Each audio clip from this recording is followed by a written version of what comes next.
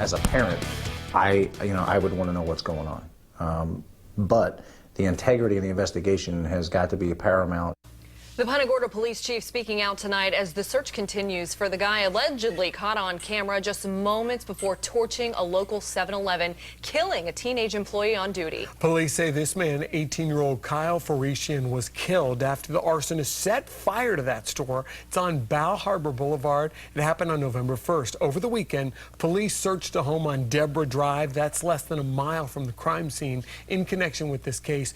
But as far as we know, it hasn't led to an arrest. 4 in your corner's Warren Wright standing by live right now from Punta Gorda after a one-on-one discussion with the chief. Warren.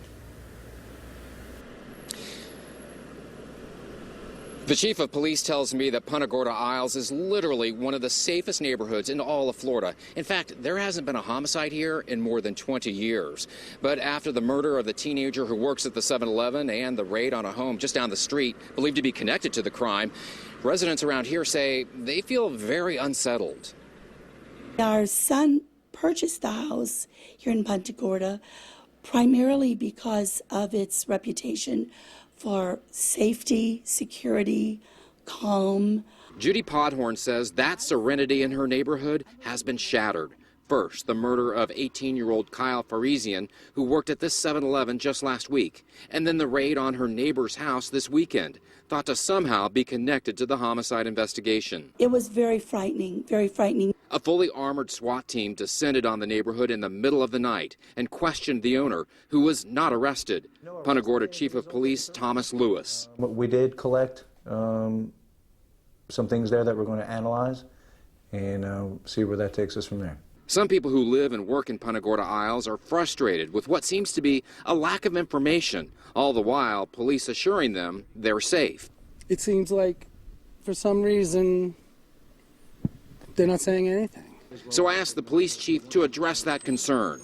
We want to tell them what's going on. As a parent, I would want to know what's going on. But the integrity of the investigation has got to be paramount in a successful prosecution once we arrest the individual. While the people who live here in this idyllic community come to terms with the recent violence, many continue to put their trust in the police. We have a very effective police department here in Punta Gorda. I think they're good, and I think they'll find him, whoever it is.